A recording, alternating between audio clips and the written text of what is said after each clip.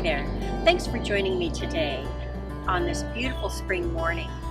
Have you ever been out shooting and had a specific subject in mind, a landscape frame or something that you wanted to take, but the shoot wasn't going quite as planned? Rather than pack up and leave and call it a day, there are some things that you can do to somewhat salvage the day. That's what we're talking about today on Nadine Flint Photography. Don't let a foiled plan stop your fun in shooting. Try a creative technique. So one of the techniques that I like to use is intentional camera movement, ICM. And that's when you move your camera intentionally. When implementing vertical intentional camera movement, a good subject is something that has a lot of vertical lines. And this might be a grove of trees without leaves, anything that has a very clear vertical line in it.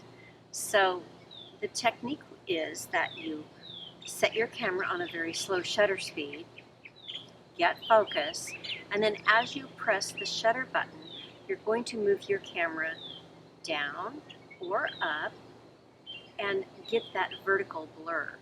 Now, sometimes it takes a few times to try. You have to get the right speed in your motion. You have to adjust your shutter speed that will fit. But combining those two things, the speed of which you move your camera and the shutter speed, will give you different effects. So the best thing to do is just try a few different shutter speeds.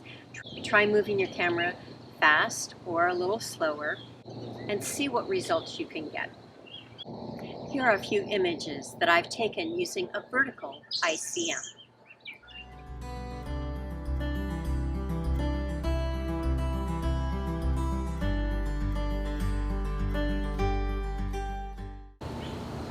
So just the opposite from that, of course, is horizontal blur. So with that, you would look for an area that has some defined horizontal lines. And you would start your motion from left to right or right to left. Doesn't really matter. You'll get a different effect both ways. So I recommend that you try both. But again, you're going to set a slow shutter speed, get focus, and then move your camera side to side.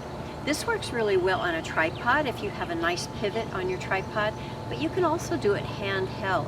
I think there's a little bit more difficulty handheld just because you might get a little bit of waviness as you move side to side.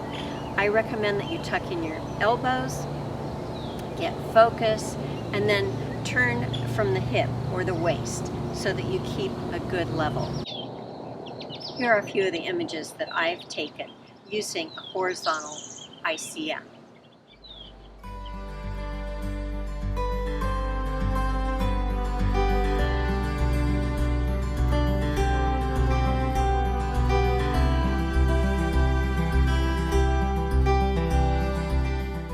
So of course you'll need a zoom lens, and it doesn't really matter what the length of that lens is, depending on your subject matter.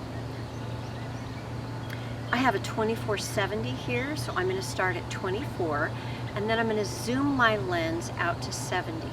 Again, I need a slow shutter speed. I'm going to focus on my subject, and as I press the shutter, I'm going to zoom my lens out. And it's simply turning your lens like that. Again, you can do this handheld, but it also works well on a tripod, so that you've got that stability as you move your lens in or out. Try both ways because again, you'll get a different result whether you're zooming in or out. And here are a few of the images that I've taken using that zoom technique.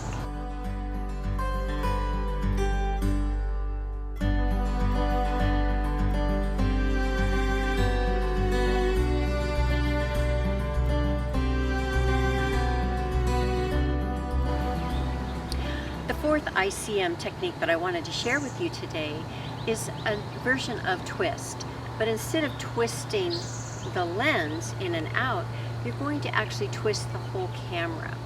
So again, slow shutter speed, focus on your subject, and then as you press that shutter, twist your camera, the whole camera, one way or the other.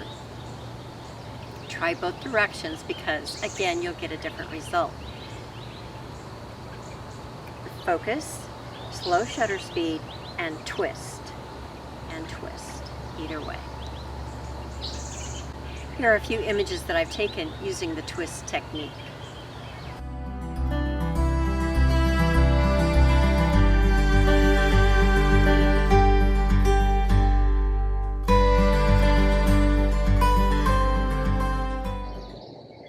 So to summarize, we've got 4 techniques that we've talked about today, all intentional camera movement.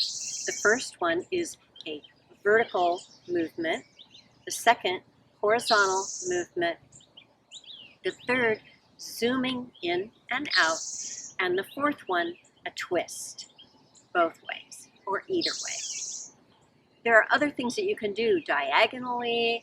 You can also try maybe doing waves. That's a little more difficult, I think, but give it a try and see what you can come up with. There are lots of great things that can result from this creative technique. And it doesn't really matter what genre you use. Landscape is certainly a popular one, but you can also use this with people, with still life, and other genres. So I hope you have fun with that. Give it a try. And I'd love to hear what your thoughts are about using the ICM technique for some creative imagery in your portfolio.